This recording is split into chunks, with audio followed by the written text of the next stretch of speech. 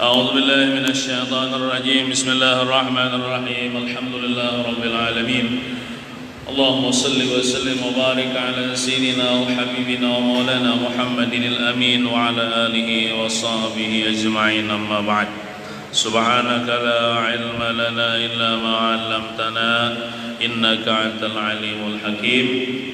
ولا حول ولا قوة إلا بالله العلي العظيم. Rabbi shrah li sadri wa yassir li amri wa hlul 'uqdatam min lisani yafqahu qawli.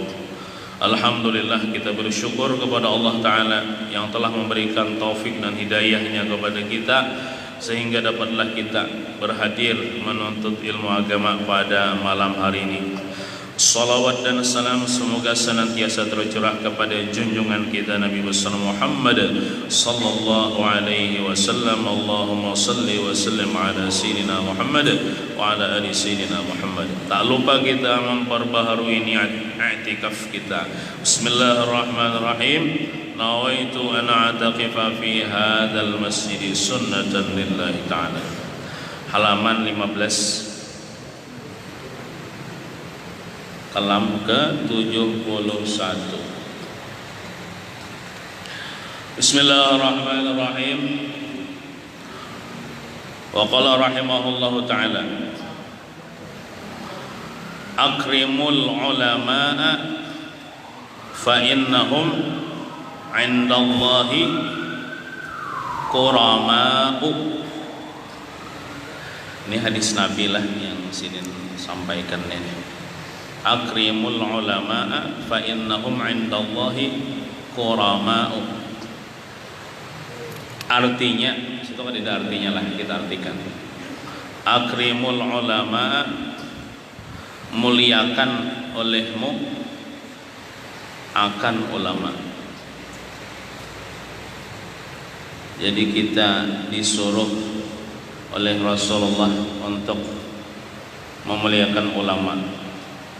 Ulama di sini ulama yang alim tentang ilmu syariat, yang mengamalkan akan ilmunya. Dengan apa caranya kita memuliakan ulama? Kalau di dalam syarah hadisnya itu, bi an tu'amiluhum bil ijlali wal ihsani ilaihim bil qawli wa fi'li. Dengan bahwa engkau bergaul dengan mereka ulama, bergaul dengan mereka, hadir majlis mereka, tentunya hati cinta kepada mereka, hati membesarkan ulama dan berbuat baik kepada ulama, baik di segi ucapan berlemah lembut dan perbuatan membantu ulama, terutama membantu dakwah ulama. Karena ulama itu mulia. Fa innahum 'indallahi kurama'u. Maka sesungguhnya mereka, fa innahum, maka sesungguhnya mereka ulama, 'indallah, di sisi Allah, kurama'u. Kurama'u itu tafsirnya mukhtarun, artinya orang-orang yang terpilih, orang-orang mulia. Ada sambungan hadisnya lagi lah, mukramun ya, ai indal malaikah. Mereka itu ulama dimuliakan di sisi malaikat. Itu maksudnya ulama nang ahlus sunnah wal jamaah lah. Nah, jadi itu kita disuruh memuliakan akan ulama, beparak lawan ulama, mengaji ilmu kepada ulama, mencintai ulama. Ada riwayat hadis Nabi pernah bersabda kepada Sayyidina Abdullah bin Mas'ud. Ini keutamaan beparak lawan ulama. Nah, ujar Rasulullah kepada Abdullah bin Mas'ud, wahai Abdullah bin Mas'ud, duduknya engkau saja satu saat di majlis ulama, di parak ulama, di majlis ulama, duduk engkau satu saat, baik itu malam kah siang kah, duduk satu saat. Satu saat itu ada mengatakan sejam, itu paling lawas sejam. Ada yang mengatakan satu mat sekedar memecah telur, tak macah telur pecah. Ada kalau orang macah telur itu sampai 5 menit sekali jatuh kayak pecah. Satu mat aja dah. Ada yang mengatakan seperti sekedar memarah satu kali parahan susu unta kacak tak keluar banyak susu. Nah itu satu mat aja dah itu satu saat engkau duduk di majelis ulama, tentunya mendengarkan ilmu agama. Ikam kada menyentuh pulpen, kada menulis huruf, artinya orang ini duduk aja gitu nah, mendengarkan ulama berbicara tentang ilmu agama, menulis kada, mendengar aja. Apakan lagi artinya menulis berkitab, mencatat buku. Kada menulis, kada menyentuh pulpen. Nah, itu pahalanya lebih baik bagi engkau daripada memerdekakan 1000 budak. Pahalanya lebih baik daripada memerdekakan 1000 budak. Nah, luar biasa. Kemudian ujar Nabi pulang, memandangnya engkau ke wajah ulama.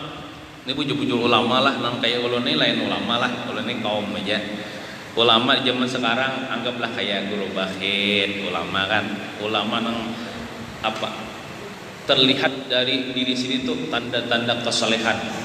Nang kayak guru Munawar kan, guru Syukri, nang hidup-hidup nama masihnya.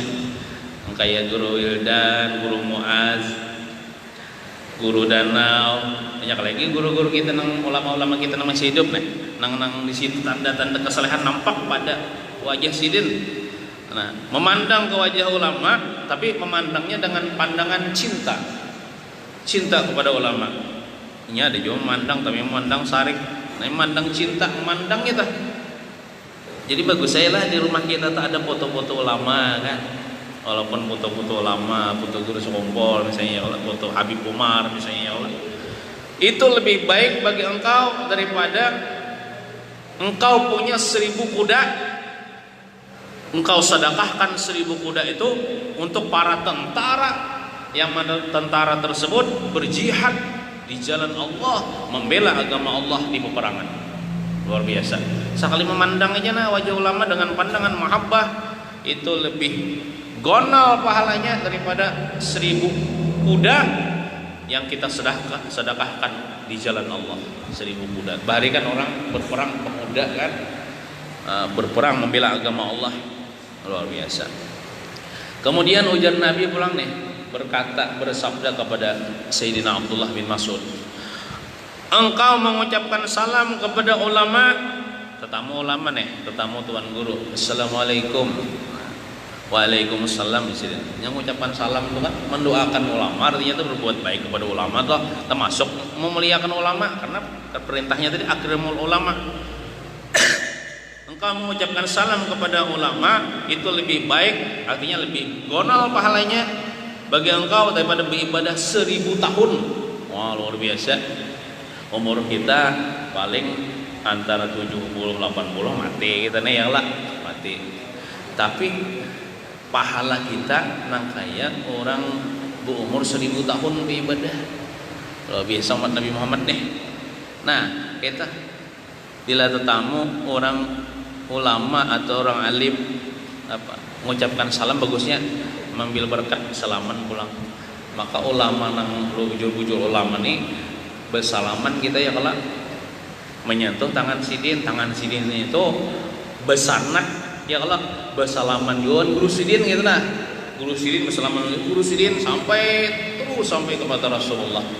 Artinya ada di situ kita dapat berkahnya ya Allah, silsilahnya ya Allah. Walaupun bersalamannya kadang mesti nang ka rumah sidin bastilah mengambil musafahah, ada bastilah di jalan aja misalnya assalamualaikum tuan guru, waalaikumsalam, lalu kita bersalaman. Untung aja kita kau bersalaman Habib Umar misalnya Allah, atau pernah bersalaman guru Sompol, atau kita pernah bersalaman lawan guru itu pernah bersalaman guru Sompol kan misalnya ya Allah.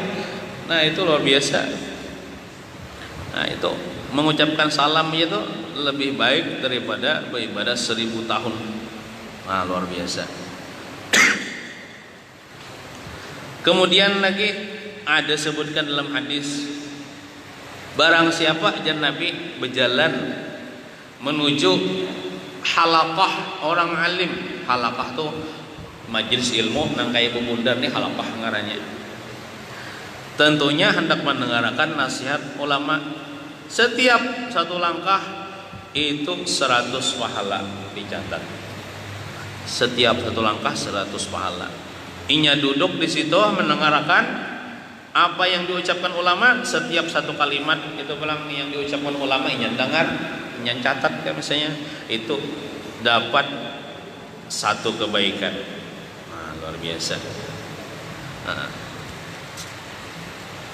ini bicarakan tentang keutamaan ulama nih, supaya kita cinta kepada ulama, jangan memusuhi ulama ya Allah. Nah, sekurang-kurangnya cinta lebih lagi berbuat baik ya Allah, ziarah kepada ulama misalnya ya Allah. Nah, luar biasa. Ada juga riwayat hadis lah. Nah, ujar Abu Hurairah yang meriwayatkan, aku mendengar hadis daripada Rasulullah SAW bersabda, apabila ulama bepandir di majelisnya tentunya bepandir tentang ilmu agama, mendirakan tentang bab ilmu agama, membahas apa, membahas fikih, bab sembahyang, bab wudu kalau. Cuma di dalam hadisnya ini kayak ini semuanya, walam yadkhulhu hazlun wala lagwun. Ulama itu kadang memasukkan dalam pandirnya itu begegayaan kadada, sia-sia kadada. Nah, ini hadis dalil apa tuan guru kada bisa belolocok, atau sini bisa belolocok, cuman dalam ceramah sini kadang belolocok. Nah, itu hadisnya.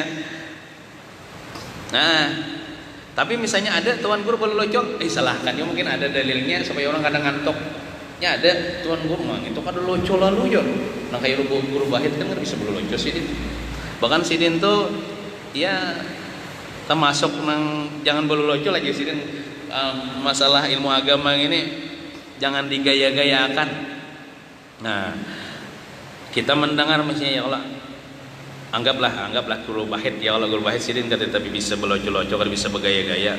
Sidin mepandir tentang ilmu agama, kita ada di majelis sidin mendengarkan, tidak dimasuki apa dalam pandiran beliau itu hazlun bergaya-gaya, walalagwun kada jua sia-sia.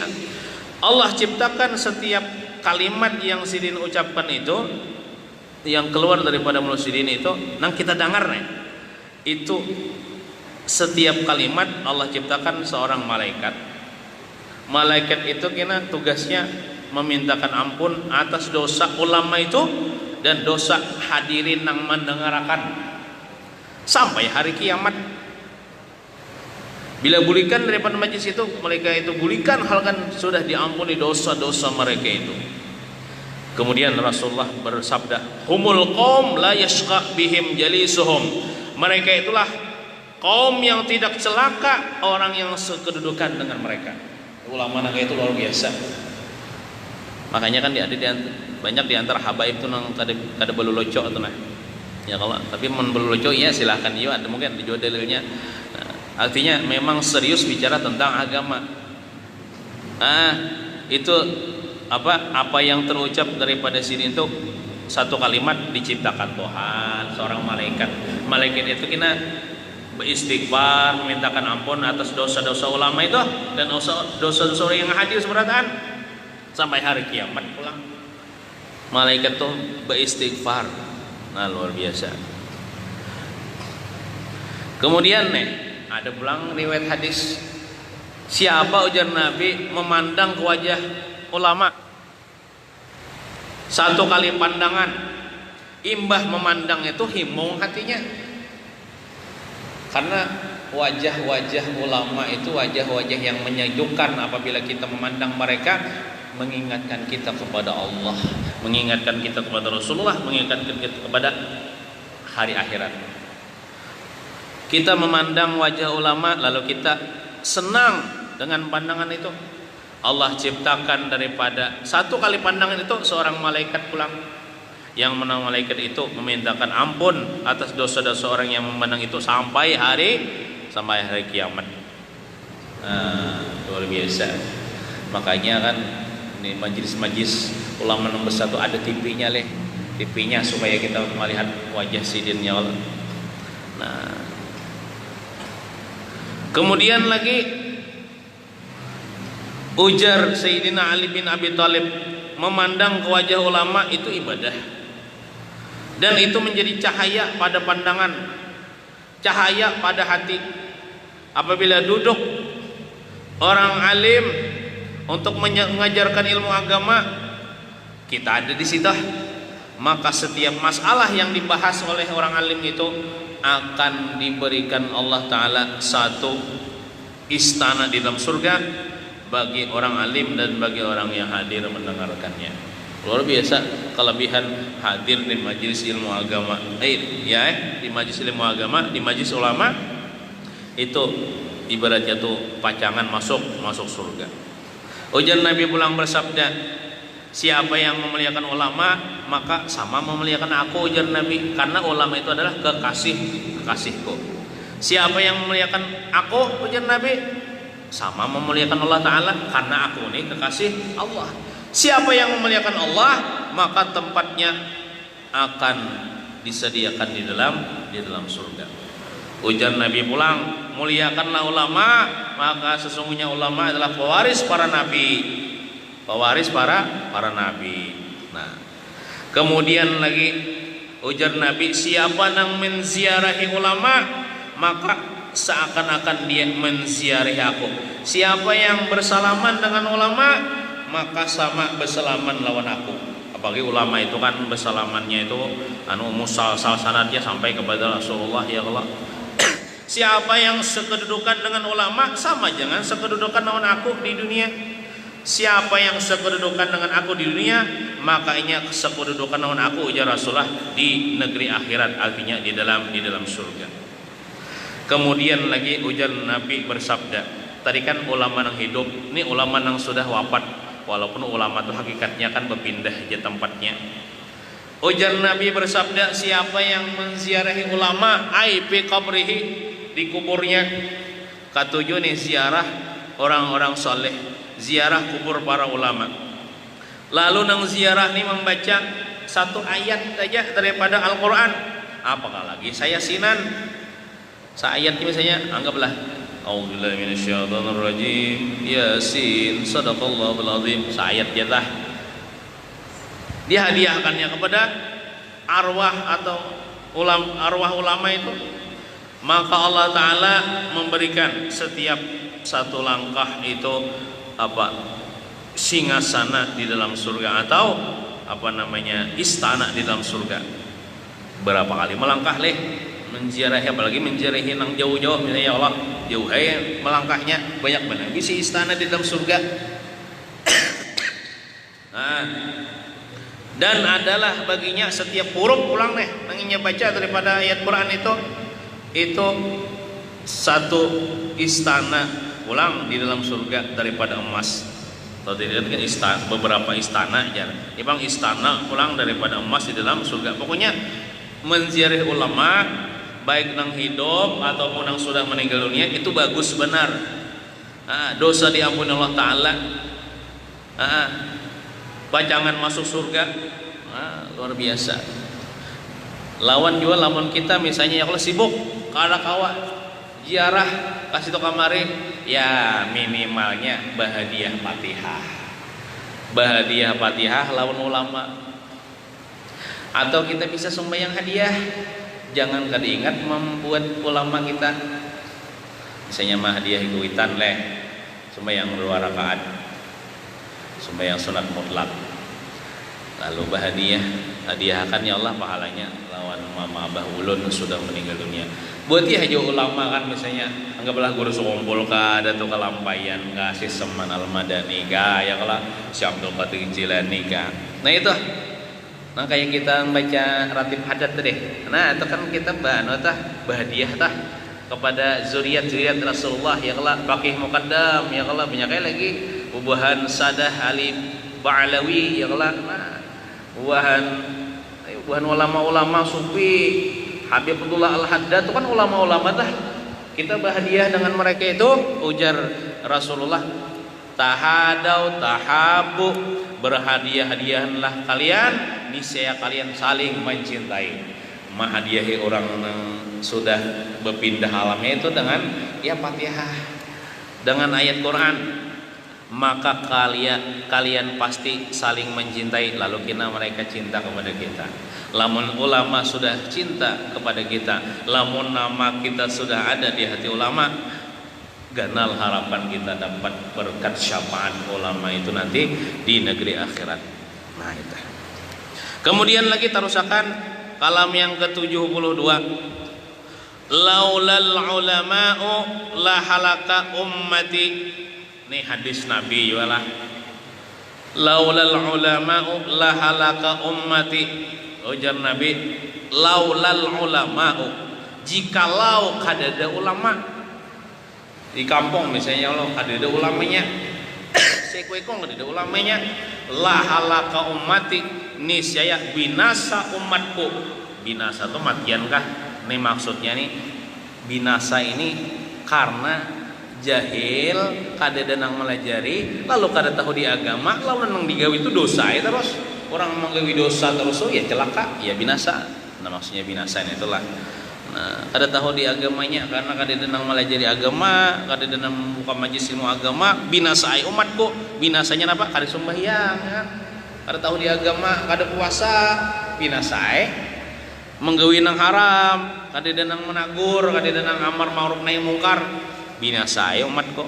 Nah ada dalam riwayat yang lain, laulal ulama'u lakana nasu kal bahaim. Namun lamun kadida ulama, niscaya manusia ini kayak binatang aja sudah. Kayak binatang. Nah, kadida nama madahinya ya, gawian kayak binatang, halal ka haram, ka subhat ka ya Allah, gawi terus. Nah, tapi kalau ada ulama menasihati yang kelak, tentunya umat ini menuruti akan nasihat ulama itu, insyaallah kada celaka di kampung itu, artinya aman di kampung itu, tentram ya Allah. Kalau orang itu berilmu agama dan mengamalkan akan ilmu agama. Kemudian lagi kalam ke-73, ujar sidin, jangan keluar rumah kecuali perlu. Nah, artinya nih jangan membuang-buang waktu nang kadada faedahnya, termasuk keluar rumah misalnya kadada perlu. Nongkong wara misalnya kada usah, baik pengen di rumah aja. Jangan keluar rumah kecuali perlu. Perlu tuh anggaplah sembahyang berjamaah, boleh. Yasinan, kumpulan yasinan, majlis-majlis kebaikan kada apa-apa tuh perlu tuh. Namun kada perlu nongkong di warung, merotet ya Allah, mengoyai orang kada perlu, kada usah. Apalagi orang sudah bisi bini kan, mana ada bisi bini di rumah tuh, bukan di rumah ya sudah, kada usah lagi keluar rumah. Nah, jangan keluar rumah kecuali perlu. Jangan berpender kecuali perlu. Nah, berpender nih, perlu ya juga. Dan amalkan ilmu yang ada. Yang kita dapat daripada kita belajar, amalkan. Ya lah. Ada hadis Nabi, man amila bima alima warasahullahu ilma ma lam ya'lam. Man amila, siapa nang mengamalkan bima alima, dengan ilmu nang inya tahu, warasahullahu, nisya memberikan oleh Allah baginya atau mewariskan oleh Allah baginya ilma malam ya'lam, akan ilmu laduni, ilmu nang inya belum tahu, ilmu laduni. Nah, ilmu nang ada, ilmu syariat nang ada, amalkan ya lah. Nah, insyaallah Allah taala akan berikan nanti ilmu laduni. Kemudian terus la imana liman la amanata lahu. Ini muka ada salah hadis Nabi pulang nah. La imana liman la amanata lahu. Artinya kada ada bang situ kita artikan. Kada iman. Bisa juga kada sempurna iman seseorang. Nah, kada ada iman atau kada sempurna iman liman bagi orang yang la amanata lahu, kada ada sifat amanah baginya. Orang yang kada ada sifat amanah itu ialah orang yang khianat. Itu imannya kada ada atau ada tapi kada sempurna imannya. Jadi tandanya iman yang sempurna yaitu orang itu bersifat amanah, bersifat jujur, kada khianat. Karena banyak benar nang amanah-amanah pada diri kita nih. Kita walaupun kada pejabat kan, orang pejabat nyatakan diamanahi ya Allah. Tugasnya sebagai seorang pejabat. Nih kita nih nang kada pejabat nih, tangan kita amanah, betis kita amanah, kemaluan kita amanah. Lamun kita menggunakan kepada yang haram berarti kita khianat. Mata kita amanah, titipan dari Allah Subhanahu wa taala. Waktu kita pun amanah juga. Ilmu kita pun amanah juga. Apakah diamalkan, apakah kada. Nah itu kena amanah itu pasti ditakuni. Nah ditakuni di hari kiamat ya. Bujurkah sudah menunaikan amanah? Apalagi kan bisi anak bisi bini nih. Itu amanah dari Allah Subhanahu wa taala. Dilajarikah bini? Dinafkahikah bini? Menafkahi aja. Ini nafkah kepada bini itulah ada nafkah zahir, ada nafkah batin. Nafkah zahir itu iya mengumpuli menafkah zahir itu memberi makan, memberi minum, memberi pakaian, memberikan tempat tinggal nang layak bagi bini. Artinya kayak ini, bila kita nih laki makan 3 kali sehari, bini makan 3 kali sehari juga. Bila kita minumnya minum juga, kada mesti memberi bini bertarget sehari 50.000, kada mesti itu. Yang penting kita makan sama makanan, ya makan juga. Memberi makan bini, ngaranya memberi pakaian itu kita sebagai seorang laki atau suami ini menang wajibnya setengah tahun sekali menukarakan. Apa aja duitnya kan tidak, makanya cari laki kan.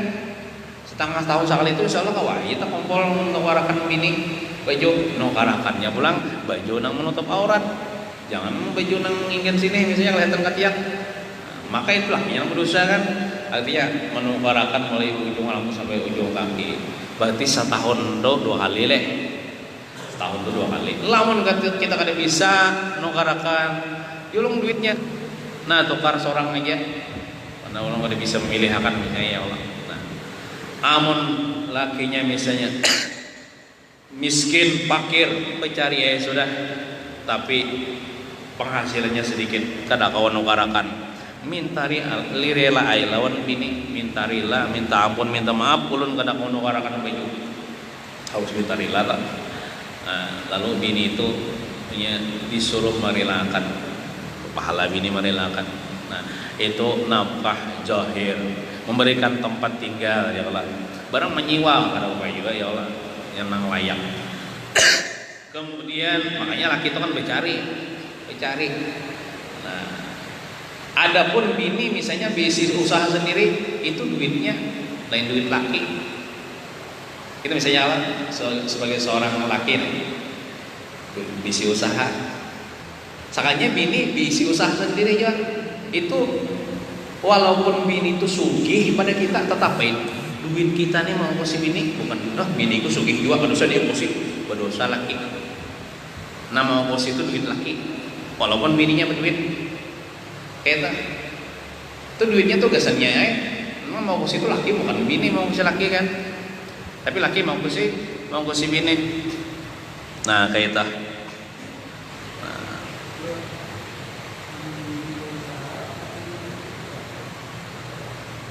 Bini berusaha, laki nganggur.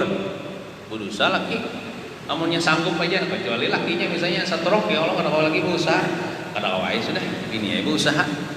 Ini bini lakinya kau aja ya Allah berusaha, berenai aja di rumah. Lalu kita misalnya 4 bini itu namanya berusaha. Nah, di mana harga diri seorang laki-laki?